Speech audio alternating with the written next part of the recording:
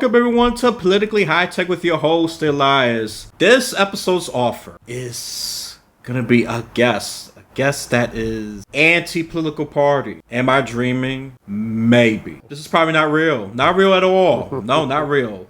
You're dreaming with me. You are so dreaming. Because I think one of my slogans of the podcast, if you heard me multiple times, so should the recurring listeners, I don't have partisan loyalty. Because partisan loyalty is cancerous for America. Cancerous. I don't care. I can't exaggerate that statement. Can't. Both Democrats, with their stupid restrictions and political correctness. Republicans, with their backward ideas. Both of them very cancerous. And yes, for those of you who are right-leaning and left-leaning, if you feel offended, good. Because I'm going to slang Ben Shapiro for a second. Facts don't care about your feelings. And unfortunately, the opposite is true. Feelings don't care about facts. Where at this point, politics is treated like a team sport. One up each other at the cost of the vast majority of normal people who can't stand this hyper-partisan crap. So, I have a guest here who's going to be a potential solution here. His name is, and I didn't test the pronunciation, Evan Jaqua. Oh my God. I was trying to put Latino spin in there. You do go to South America, so he will. Well, I do say Jaqua in South America. I do it phonetically, but here in the U.S., I say Jake. Oh, you see, he's so culturally well-rounded. There's just like my name too. Elias is for the English and the Greek. Elias es para español. So there you go. I get it. All right. I totally get it. Go right ahead with the intro. Just take it away. Okay. Well, first of all, I am just honored to be on your show. And I'm looking forward to having a very interesting conversation that hopefully will get others excited, and we can start a movement here to really make change happen. Because I think one thing we have to recognize is that our democracy is in grave danger, and there are a number of reasons for that. But let's just start off with the first fact, and that is that all of our problems really come down to our politicians. And this comes down to the fact that power is addictive. Power is probably the most addictive thing there is out there. That's why, the Syrian dictator will send barrel bombs to innocent people, kill them. That's why the North Korean dictator will send entire families to gruesome prison camps. That's why Vladimir Putin poisons political opponents, invades countries. And our own politicians are not immune from this. And this is what we have now, is we have our politicians whose first priority is catering to their addiction to power. And they will do anything, they will say anything, they abandon all principles to make that happen. And as that is basically the fundamental problem we have, and we have to change things so that makes addiction to power much more difficult to happen. Like if a doctor had to give you a very addictive medicine, but they didn't want you to get addicted to it, the solution would be to give you in very limited portions spread apart, very limited doses spread apart. And that's exactly what we have to do with political power. You give it to somebody for one time, they get elected one time, no re-election. And if they want to run for an office again, it can't be for the same office, you have to have a 2-year waiting period so that they concentrate on doing their jobs and not staying in office. That's the first thing we have to do. We also have to take on this whole notion of political parties. Problem with political parties is that the priorities of the party start becoming greater than the priorities of the country, which is what we have now. Our political parties are more interested in pursuing their own interests and keeping their own people in power than they are for working for the good of the country. For example, let's look at immigration, which we're going to talk about in more detail. A few months ago, there was a bipartisan agreement. But then one side decided it was politically not advantageous to advance that, fearing that it would make the other party look good, which is just absolutely ridiculous. We should be concentrating on solutions, not on what is going to be politically expedient. So what I've proposed is what I call this blog that I have is called solutionsparty.org. We call it the anti-political party because we want to put into place eventually a 12-year limit on government-recognized political parties. And that way, hopefully, that will help reduce some of the mindless tribalism and the institutionalization of our political parties, while at the same time getting the best of all worlds, where a political party can exist to help people organize under certain ideas, under certain ideas for vision, and present candidates accordingly. But we want to have a system in place where our parties cannot become institutionalized and tribalized, which is absolutely very, very detrimental to our democracy. And I think it's also important to remember that George Washington, when we were just starting the country, just founding the republic, he actually warned against political parties, and his insights are extremely relevant today. And I think we got to keep those in mind. So this is a big, big topic. It's a multifaceted topic, but I did want to start off with just giving a little overview of what some of the basic principles behind the Solutions Party is. One topic that I think we were going to discuss today, though, is specifically immigration. And so I can go into my latest blog posting about immigration if you would like. Let me just shove this rant criticizing both parties. I love to do this a lot. Let me bash Tommy Lauren off the right. You stupid girl. You are the problem. And for the left, to be more fair, Brian Taylor Cohen for the Democrats. You're both are the problem, okay? No, both of y'all are the problem because you want your decrepit fool to be in the power, and they just gonna feed into this team sport mentality, screw the opposition, and intentional not, screw the country. Yeah. And George Washington, he was a visionary. He was way ahead of his time. I mean, if he was alive right now, I think he would have caught a heart attack. Oh my God, I'm right. My freaking descendants said, listen to me. They heed my words. Yeah, he should be disturbed if he was alive to see what was going on. Yeah, but going right ahead. Yeah, well, yeah, I think so we could definitely talk about what is really critical. Yeah. Yeah, let me just say one thing, that what is really disturbing in our country is that our elections have become emotionally charged tribal affairs, where you've got one group of voters who are going to vote one way automatically, and another large group of voters who are going to vote the other way. And so what these elections become, look at our presidential elections, they're not about getting nationwide support. Our two candidates are going to be focused on a handful of purple counties in a handful of purple states. Now, I think that that's absolutely insane. California should be up for grabs for both parties. Texas should be up for grab for both parties. We shouldn't have some states just automatically Democrat, some states automatically Republican, and where all of the effort goes into a few purple counties in a few purple states. It's absolutely crazy. And this is there's actually in the career politicians' interest to have the culture war divide us like this, so that they have huge blocks of voters who are going to vote for them automatically, just out of sheer spite or other emotions, rather than having our elections what they should be, about ideas. What we want is our candidates to present their ideas and their vision in an honest way and let the voters decide. It's that simple. Not have our elections based on these out of control emotions and tribalism. So one of the culture war issues that is very concerning, I think, is immigration right now. So I'm going to move on to a little bit about this. And one of the things that really is concerning to me is, I think for one thing, we have to actually look, step number one is see what are the causes of the refugee crisis that is out of control worldwide now. In fact, there was an article yesterday I was reading that over the last 10 years, it's more than doubled to over 120 million people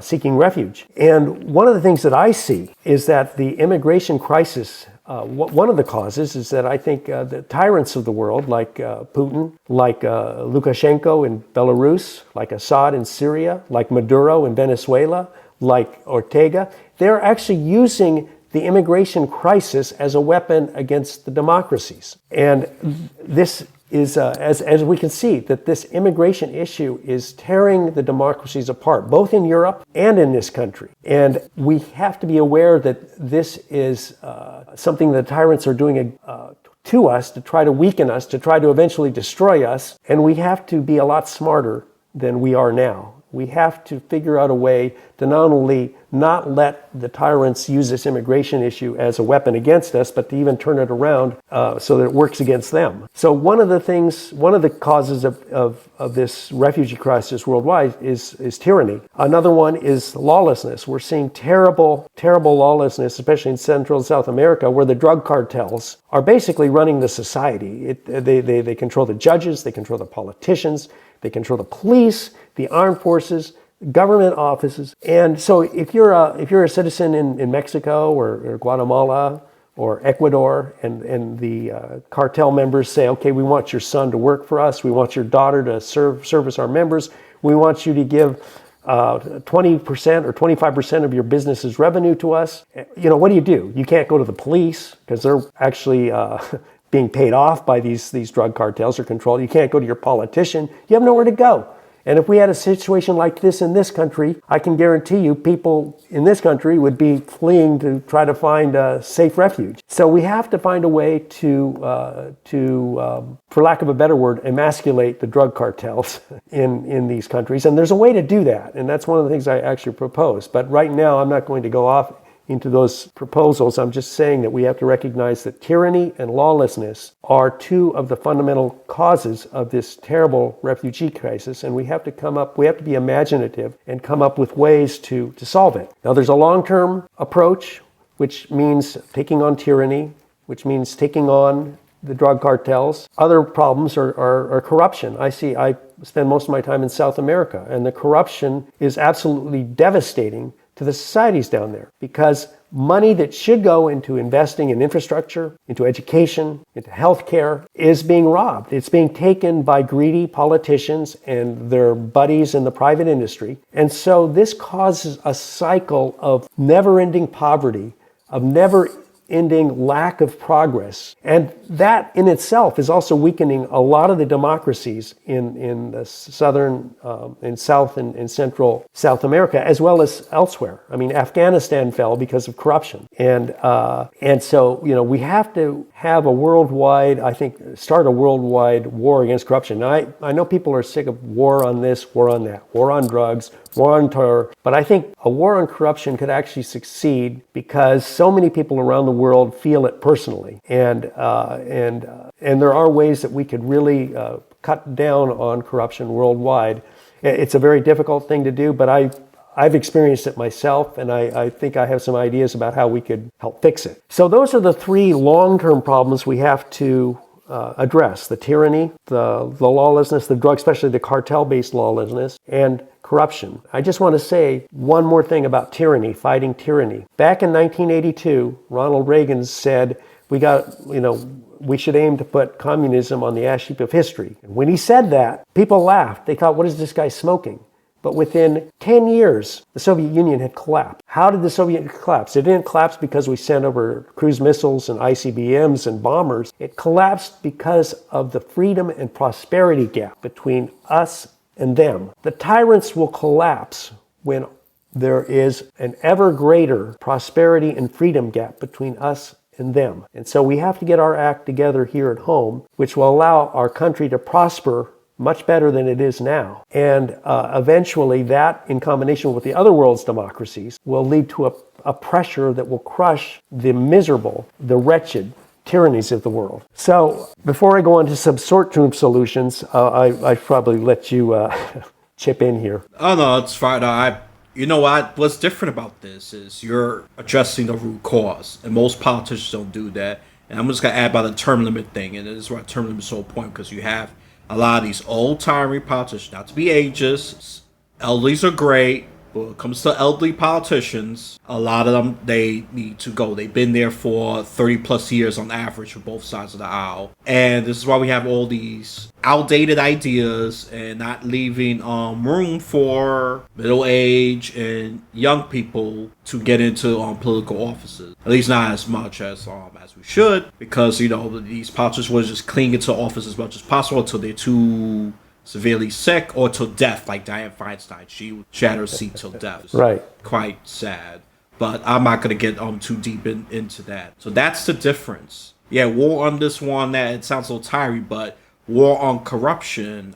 You're going for the bullseye, you're going for the root cause, instead of just on drugs or on this, on that. Because a lot of these ideas just attack the symptoms. Right. We're going for the root cause. So that's the difference I hope the listeners are getting here. So, yeah, well, I mean, go ahead.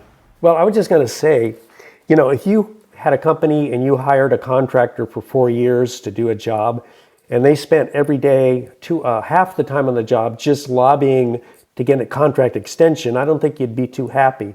And that's exactly what we have now. Our politicians spend at least half their time just making the effort to get reelected again. How much time do they spend fundraising or attending political events? We want our politicians to go and be 100% dedicated to serving their constituents, not to putting time into re-election, not to putting time into advancing the interests of their party, but to getting things done. And the only way to do that is to take re-election off the table. So, and again, sadly, this immigration issue is being weaponized not only by tyrants, but by our political parties in ways that is really sad, because we're talking about the lives of many people here, men, women, and children who are desperate. And, I think that we don't want people coming into the country willy-nilly, obviously.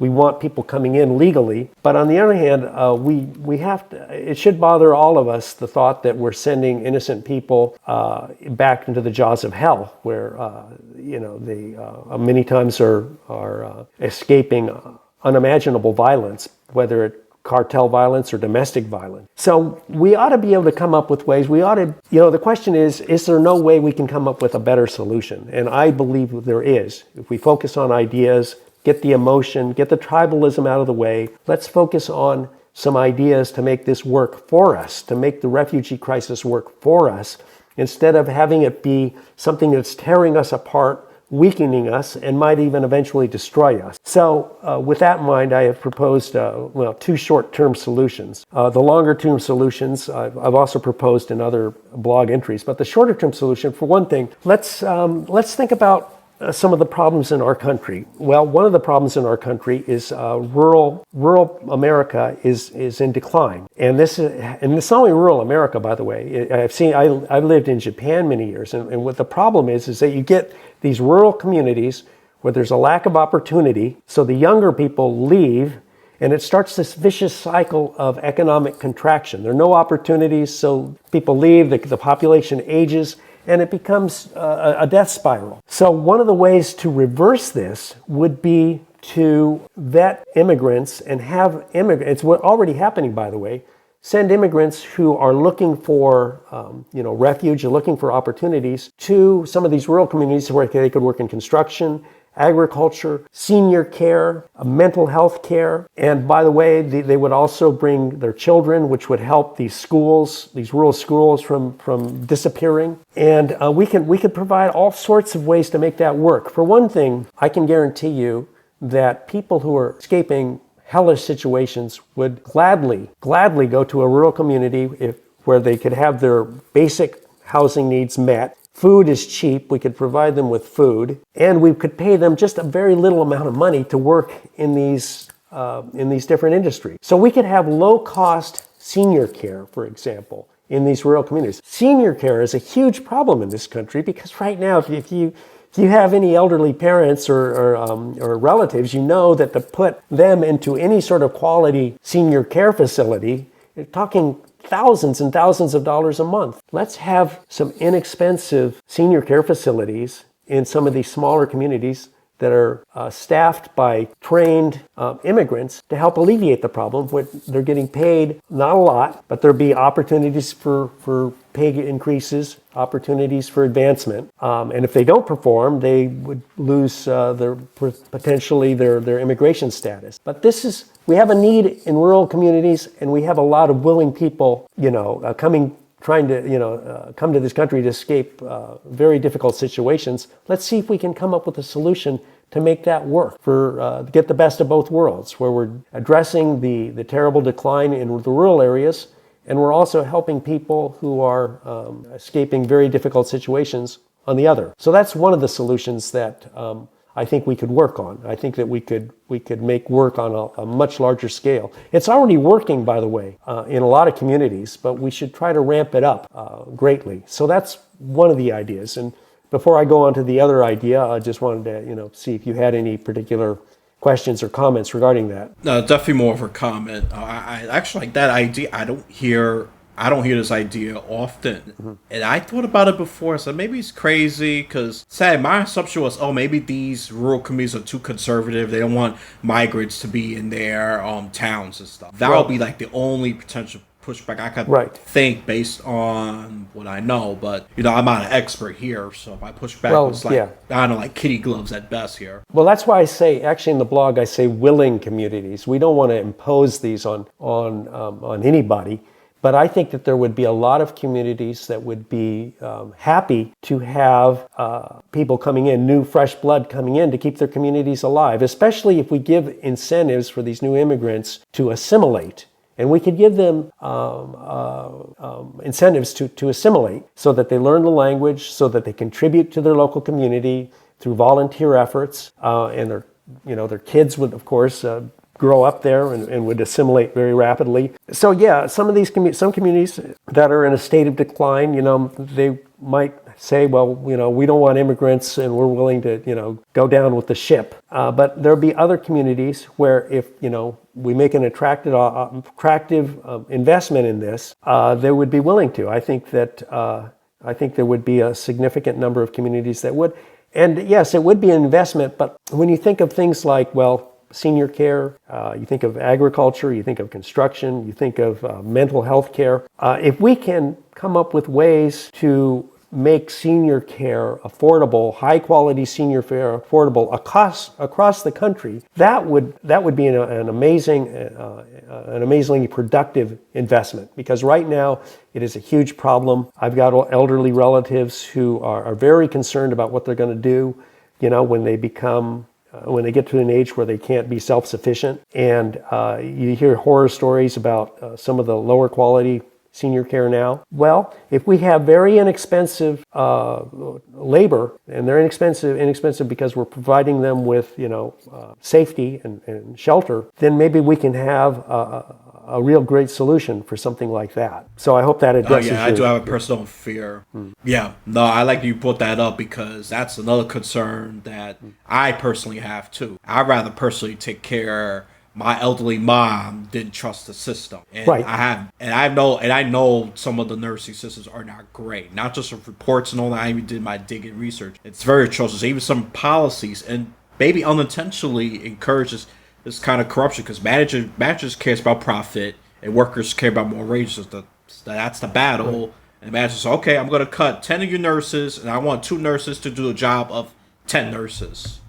Which of course diminishes quality and all of that other stuff. Yes, I could get deep into that, but I think though that there's actually living in Japan and also being a little bit familiar with the this quality control, because in Japan actually used to be when they used to manufacture very poor quality stuff, and they adopted a system called the Jiran quality control system, and this is actually by an American who came up with these ideas. And whether you're talking about manufacturing or whether you're talking about services, that management is the key to making quality service and management. And so if you have management that is committed to quality service, that can make that happen. And the workers, the immigrants perhaps in this case, if they're properly trained and expectations are set, can actually do, actually many immigrants are already working in our senior care. And if they do a poor job, it's usually because management has not set the expectations, has not given them the training that they need to perform their jobs well. And, it's not inherently that they're just bad workers. It's just that, management has not provided them with the tools they need to do their job. And, cutting nurses to cut costs, well, if we're talking about very low cost labor to begin with, immigrants who are escaping, who will work for a song for us, and what are they getting in exchange for that? Well, they're getting, we could come up with some pretty inexpensive housing. We could, food is cheap. And so, yeah, they're coming to a place where they have the basic necessities met. They're getting paid little, but it would be that low labor cost. We could make quality senior care and quality mental health care available in a lot of these rural communities where it's certainly lacking across the country, but particularly in in rural communities. Yeah, happy that you break that up because that's not being talked enough about the rural areas. A lot of us focus on the city, mental health, and all that stuff. And don't get me wrong, they have their problems. I mean, that's undeniable. But I don't hear, based on what I was able to study and gather, I mean, I agree with everything you're saying because they don't have enough resources, just period. Right. I mean, they really don't. Right. They don't have that. They're lucky to make it to this one hospital, this one mental health clinic, whatever you want to call it. They really don't have it. I mean, the cities have it poorly run, but at least they have quantity. And the rural areas just don't have jack. Right. You know what word. Expletive. So, right. Jack Yes. poop. There you go. For those of you, I gave the answer to you. Jack poop. Right? I'm not saying the word today because Evan has not cursed. Once he cursed, I'm going to start going in. So that's all I'm going to say about that. But you get what I'm saying, listeners. You're smart. You're independent people. Even if you vote Democrat, Republican, but at least you have some independent thinking. At least you slowly be molded into hope. Well, don't make me look bad. I'll read the comments. I'll track you down.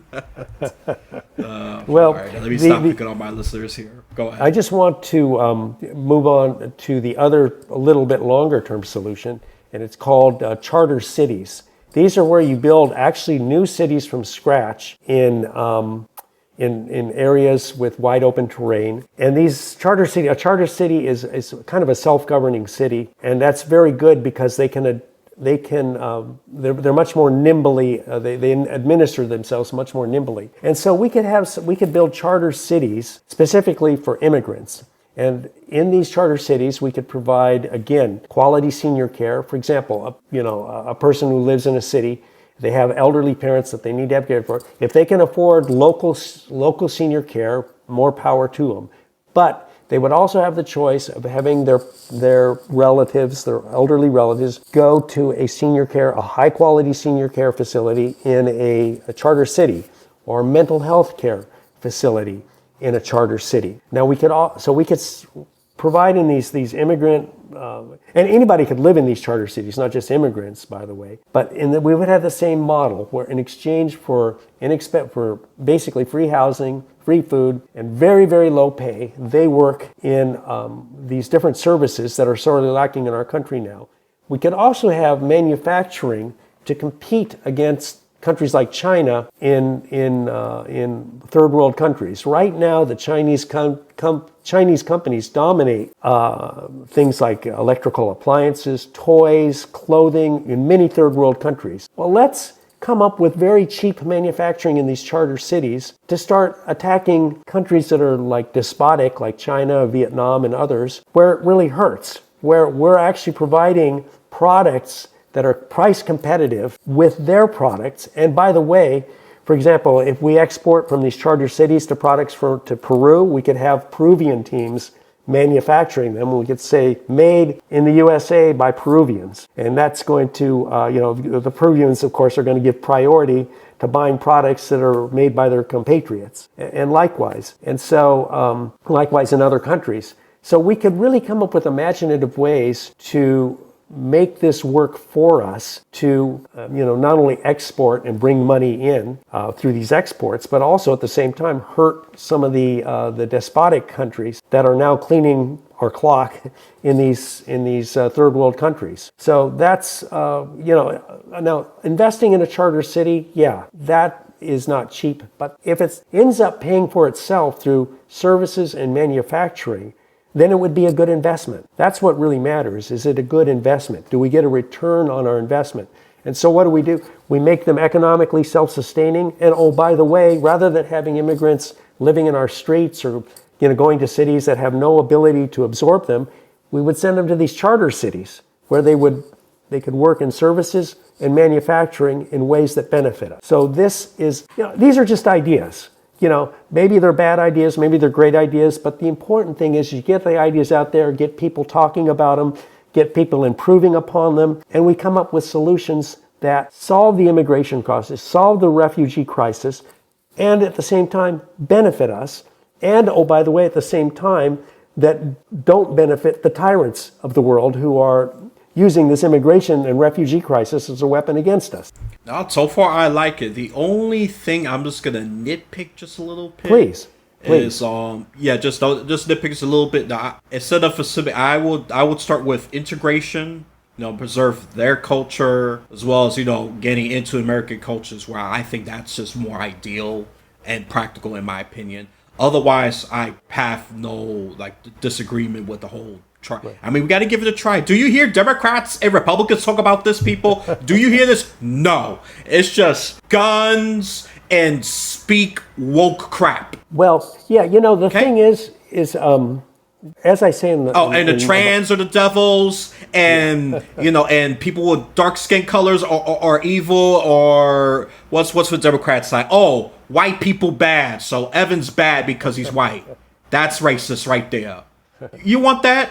Do you want that? That's not ideas. That's just low IQ hate. Wake up, America. Oh, in the world, I want to participate. Wake up, world. All right, go right ahead before I continue my rant. Well, one of the things is that some people propose that, the solution is building a wall. But one of the things that I say, as long as you're not addressing the root problems, building a wall is like putting a Band-Aid on an oozing tumor. Yeah, cosmetically it might look good. It might keep, the matter from the oozing matter from getting on your shirt, but it's not really solving the problem. And until we actually address the root causes, it's just going to get worse. And by the way, when we treat, immigrants and refugees, like we call them vermin and treat them and actually just direct a lot of rancor and hatred toward them, that gives the tyrants of the world a weapon against us. They say, you see, the democracies are no better than anybody else. They're just as vicious as anybody else. And so if we come up with solutions that actually help the desperate in a ways that helps ourselves, then we will have the moral high ground, and that counts for a lot. Absolutely, I agree. America is obviously, we are losing that way. We are authoritarian in our own crazy way as well. We just care about cancel culture, just doing things for the money. Sounds like no better than criminal if you think about it, or even a more broad term, prostitute. A prostitute doesn't always have to be a woman craving desperate sex. It can be a man just doing things for money too, like crazy stunts, for example. Oh, let me jump off an airplane, like this idiot YouTuber got arrested. Thank goodness for that stupidity. He was a prostitute in the sense that he was doing it for clicks and money. That's prostitution, but we don't use it that way. So the reason I'm saying that is because America is losing its way, and we need to get back to America being the bastion of freedom, opportunity, and I like it that we're combating them economically. Right. And that's much more cheaper than through war. Exactly. And, I think one of the key things we have to recognize, just to step back for a second, is that, a lot of our news organizations and our politicians, what they really do more than anything is they manipulate people's emotion. You turn on the news organizations, because of the internet, anybody with a laptop and a website can start a news site. Traditional news has become unprofitable. So what are these news organizations are doing now? They're in the business of manipulating people's emotions. And our politicians are also into just manipulating people's emotions. It's like watching, pro wrestling, where people don't go to pro wrestling to watch the art of the wrestling. They go to get riled up and, boo the bad guy and cheer the good guy. We want to get this emotion manipulation crap out of our politics, out of our news organizations. And I've tried to propose several ways for us to do that. But this immigration issue has just become, unfortunately, a emotion manipulation exercise that is being used to weaken our democracy and attack us by both enemies of democracy from within and without. I mean, just to come up with ideas that's outside Democrat Republican takes a lot of guts these days, especially because the only thing those two crazy parties like to do together is attack a third party outside idea. That's the only time that that they unite, and for other things too. Or it comes to some horrible politics, like wars and things. Yeah, that's when they become one party, the uniparty that some people would say, especially those are anti-establishment, the uniparty. Oh yeah, we agree with Ukraine war, we agree with Israeli and Hamas thing, But if you dig within the parties, there's divide there. I'm not going to repeat that to you. I'm going to spare you those details. You listen to my previous episode. Okay, so that's all I'm going to say about all of that good stuff. So, yeah, and the reason why we got to push term limits, I'm going to get back to that real quick, is because look what's going on. We got politicians with their health scares and the health conditions deteriorating right in front of our eyes. And a lot of people just want to deny that reality. Democrats and Republicans, you are not blameless. Yeah, both are to blame. You got Mitch McConnell who froze up. And it's not just Joe Biden and Donald Trump, even at times, slipping up as well. So it's not just Biden. Biden, I could go on. I could do my whole solo mega monologue on that. I'm not going to, because you know that. And that, to me, that's wasting my time and your time. I'm about to talk about some better stuff and put some entertainment on that. Put some higher thinking stuff. I mean, we're talking about how Biden just speaks mumble jumbo, or how he gets lost on stage.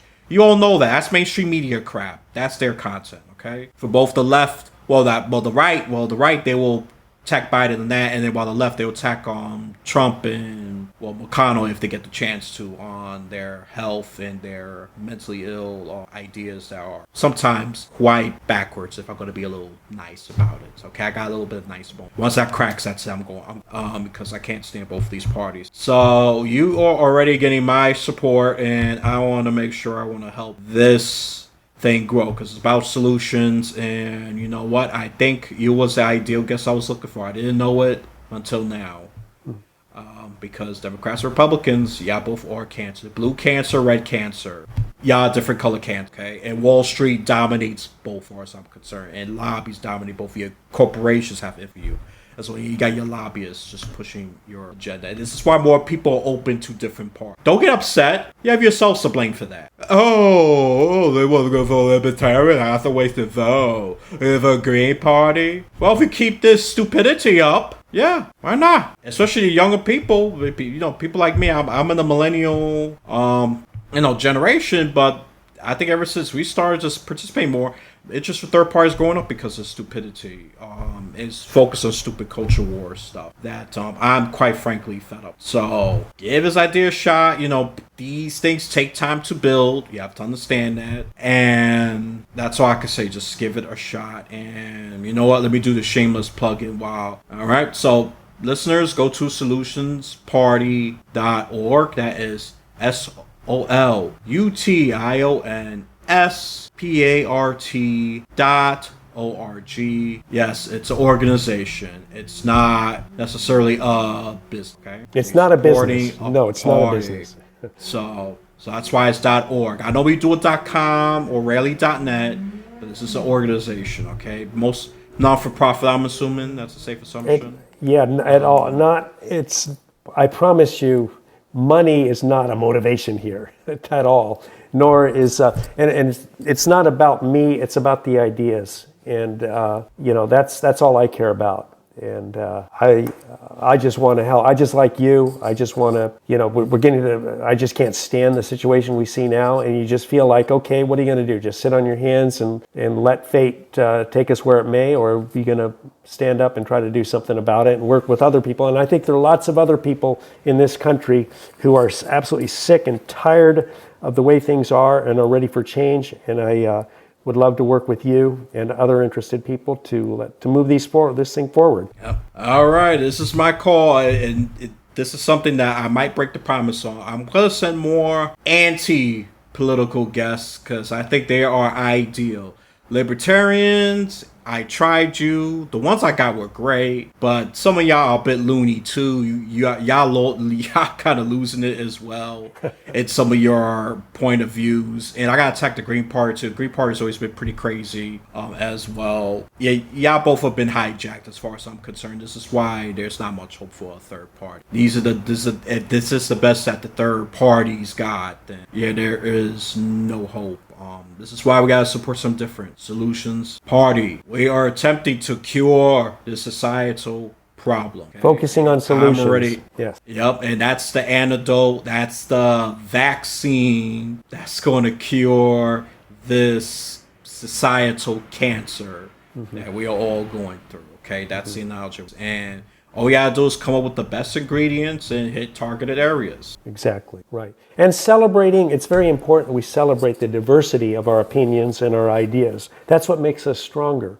You know, I actually lived in China, communist China for a while, and I've talked to Chinese people who are living here. And one of the things one guy once told me, the greatest thing that he loves about living in America is the freedom of thought, because they didn't have that in China. And that's what we want. We want to respect all people's ideas. We want to take the best ideas from a variety of points of view and move forward. Simple as that. Yeah, absolutely. And I'm going to attack both parties with cancel culture. Shame on you. And I'm going to start with the Republicans this time.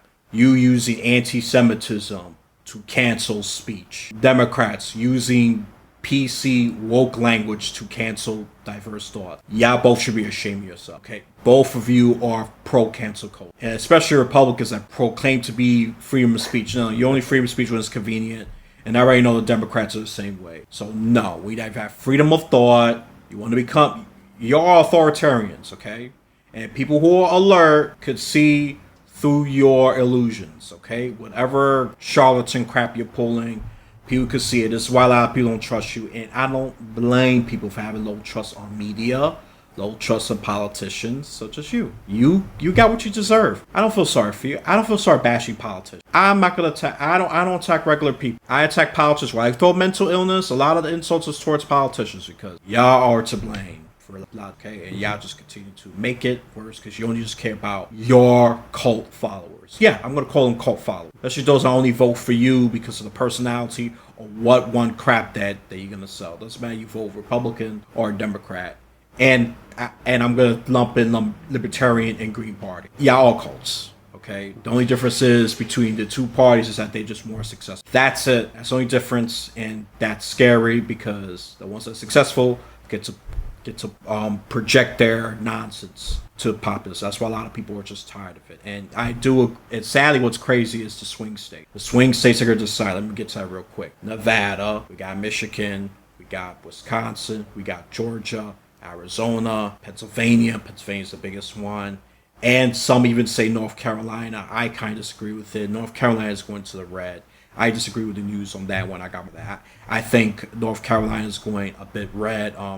Can I be wrong? Yeah, but based on a lot of data I'm seeing, they going further red. Before they were kind of like a pink state, but the rest, they're Georgia. I still say they're pretty Republican. It's just that Trump is such a weak candidate that it's iffy. Say they were Michigan. Michigan's a swing state because Biden's not that great, and I could go on and on and on. It's sad that it has to be these states that decides the election. Oh, forget New York. It's too Democrat. So is Oregon. It's California. Oh, forget the Dakotas. They're too Republican. Forget Nebraska. Forget Missouri. They're too Republican. Not going to bother with that. So, forget West Virginia. That one's very Republican. I've been there. Not that long. So, yep, just forget those states. Who cares? They're lost cause. But isn't that crazy? I mean, don't you find that crazy that we have, like we were talking about earlier, that our presidential elections comes down. I'm not even going to say a few swing states. Within the swing states, it's a few swing counties. Let's face it. And it's just absolutely insane.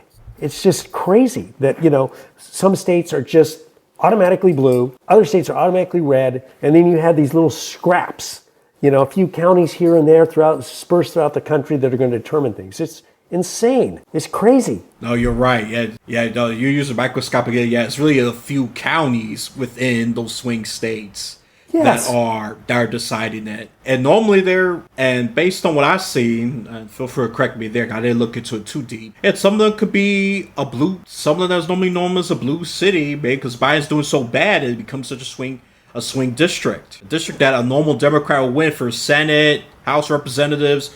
They have no problem winning that, but Biden is such a weak candidate that becomes a swing state. And even in like Georgia should be easy for a Republican to win, but since Trump, he did some stuff with Georgia, you try to find some votes and things like that it becomes such a swing state. But I think Georgia's still a Republican state. It's just that, in Arizona too, it's just that Trump is not in good terms with those states. That's why they're swinging. And sure, only like one or two counties of each of these swing states are the true swing area. You should call them swing counties, really. Exactly. Yeah. Yeah. It's just crazy. It's just Swing mind-boggling. counties. It's Now, come to think of mind-boggling it, see, that a handful of swing counties are more important than California or more important than Texas in determining the presidential election. It's just crazy. and what's the result? Well, instead of appealing to people across the country, our presidential candidates are going to be focusing on getting these votes in this incredibly small portion of the entire country, which Biden should not have to or should not be able to take California for granted, and Trump should not be able to take Texas for granted, for example. We should have a nationwide election, not an election that is just basically going to be determined by, as we're talking, a few swing counties within a few purple states. Yeah, no, exactly. I'm going to start calling swing counties. See, it's why it's good to talk to someone with high IQ. It's why it's good to talk to quality people. It shapes you to think better, even come up with more precise terms. Instead of just going by, sadly, I just talk mainstream sometimes just to beat you halfway. But if you want to be exact, it's just count. And the data has shown it's just those few counties. Like, what's for Arizona? Maricopa County. That's the one that decides it. Yeah. That's the swing county. And the suburbs of Milwaukee in Wisconsin. Milwaukee proper is going to go for Biden. The rural areas of Wisconsin are going to go for Trump. So we're talking about a few suburban counties outside of Milwaukee that are going to, or a few suburban counties outside of Detroit or outside of Philadelphia. The rural Philadelphia is going to go for Trump. Philadelphia proper will go for Biden. And so these suburban counties are the ones that are going to determine it. It's just mind-boggling. Yeah, and sadly, just to put it simple, rural counties go Republican, big cities go Democrat. And that's true across all 50 states. Mm-hmm. That's just generally true across 50 states. You can use something very rare like Idaho. Like, I think Boise is the most liberal you're going to get. Right. Outside of that, it's very rural conservative. And let's use New York, where I'm at. NYC, the bluest of the counties. But if you go to places like Syracuse, New York, like those rural areas, they're Republican. Oh yeah, you better believe that there are going to be some Trump signs in that area. Okay. Yeah, but you know what? So, and that's that's in New York. Right. But you know what? And that can apply to California as well. Like San Bernardino, very red. Right. But the big cities like San Diego, Los Angeles, San Francisco, blue. Yeah, right. Go ahead. But it didn't used to be like that. I can remember back in '76, I was a teenager. I was working, delivering pop and bread to rural markets. We could have discussions about people would discuss who are they going to vote for, Carter or Ford. It wasn't this tribalism. Now, people were actually open to looking at the two candidates from, the different parties. California back in 80 or in 84 voted for Reagan. People used to be a lot more open to listening to and making up their mind on the different candidates. And now it's just, this visceral, automatic, I'll never vote Democrat, I'll never vote Republican crap, which is the worst thing possible for a democracy. When it just becomes this mindless tribalism, democracy doesn't mix with mindless tribalism. Democracy is a competition of ideas. And when it stops being a competition of ideas and just becomes this savage battle between tribes, then democracy doesn't function. I think that's why Socrates hated democracy, because eventually it'd be crumbled down by stupid people. I'm paraphrasing what he says, obviously, but I don't think he was a fan of democracy.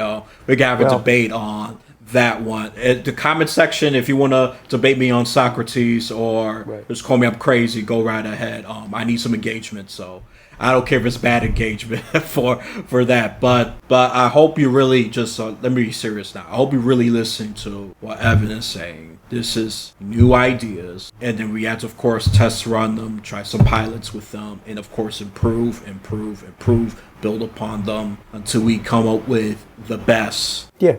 The best cure against the cancer called American tribalism, corrupt politician, whatever other bad blank you want to fill in there that's affecting America, culture war nonsense, what have you. Well, yeah. And so that's why when I look at, even before he got to interview, I signed up right away. Easy decision for me. Go right ahead. Well, I was just going to say, Winston Churchill said the greatest argument against democracy is a 5-minute conversation with the average voter. And, he was right in a lot of ways, because unfortunately many voters vote based on, well, the tribalism, or maybe the political commercials they saw, the attack ads, and the lies. And so what we need to do is address the weaknesses in our democracy and encourage giving incentives for people to participate, not only participate, but also to really learn the issues, and also to penalize politicians when they lie. And when they're seeking office. I mean, if you had a job interview, if you were giving a job interview to somebody and they lied, you knew they were lying, or you found out they were lying during the interview, you would have every right to boot them from consideration. So anybody who lies during a political campaign, we should recognize that as being a grave violation of the trust that we put in our politicians to tell us, the truth, to tell us what their ideas are. We cannot tolerate, any more George Santos like people who just say anything to get elected. And, it has to be the sacred responsibility of anybody seeking office to talk to the voters in an honest way, and talking about the opponents in an honest way, not just making up, well, this guy is a communist, or this guy is a Nazi, and, these completely over the top discussions that we're having now that are plaguing our politics. Oh yeah, absolutely. Instead of saying this one is a prostitute, these are more mild examples, but they throw all these kind of attacks as, this person is racist. Yeah. Even though there's no at least clear evidence of that. Yeah, and that's why people don't trust them. And there is a lot of reason for it. I mean, you could write a trilogy novel series on why you don't trust politicians. That's how bad it is. We could write books on that. It'll be bigger than the Bible at this point. That's how bad it is. And I'm not really not being dramatic. Not being dramatic. We just want our politicians, people running for office, just give us your ideas, give us your vision, say it in an honest way, and let us decide. Get the emotion manipulation, get the bad mouthing, get the lies out of the picture. Just tell us what your ideas are, and let's move forward. And both parties, stop saying this is for democracy. Y'all both are destroying it, as far as I'm concerned. Exactly. Just stop. I'm done with that. Biden's using it ad nauseum. Of course, Trump is using it as a counterattack. Just stop. Okay, enough is enough. And then if you come attacking me, you just prove my point that you're also part of the problem. You are playing a cult-like team sport, and you're just those rabid fans that just on with the Yankee no matter what. And I'm gonna bash the Boston Red Sox. For those of your audio, I'm having my invisible baseball bat, whacking the opposition with it. Okay, that's your imagery for the audio listener. So that's what we're doing, and it's very, very, very, very detrimental. I cannot emphasize that enough. I think this is a good time to wrap up, but I'm going to do the shameless plug it again. Check out solutionsparty.org. Okay, and is there anything else you want to share with listeners what they need to do or what you want them to do? Well, yeah, first of all, I would love it if you would go to solutionsparty.org. Lots of different ideas presented there. I would love your feedback, and I would love to start working with others to make this move forward. Because again, this is about ideas. It's not about any one person. And it's a time to really it's a time to really start making change in our country. And this is a critical time in history, I believe, and we need to be proactive and positive and bring about change working together. Absolutely. So let's use our higher brain capacity and stop acting like overgrown children. Exactly. Oh, the other side got cooties. You're the bad one, okay? Many of us, once you hit 18, able to vote. I'm assuming you should have some at least adult basic skills when you're 18, especially when you hit, 20s, 30s, 40s. I'm expecting you to act better, okay? That's all I'm going to say about that. So let's be adults, debate on ideas. If you attack the candidate, at least attack on their record, why they're not good. And don't go by the idiot over-exaggerate talking points of your camp. If you got evidence, fine. Oh, why Trump will be a bad, commander-in-chief is because he dodged a draft. That's a good one, okay? Now that's decent. You could do a little better, but that's a start. Biden, he wouldn't be so great because he's not he don't have the speaking skills to convince a lot of people. I said, well, there's some truth to that. All right, we're getting somewhere. Can I come with better examples? Yeah, but I'm getting too lazy. And if you survive this point, you're doing great. We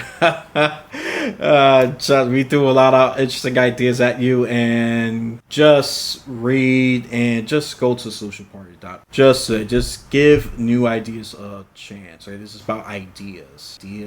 Okay, not okay, Trump is dumb, Biden is senile kind of stuff. That's grade school, that's middle school nonsense. And we should be evolved, not just biologically, but mentally as well. Okay, evolving biologically is easy. Mentally, no, that's been questionable these days.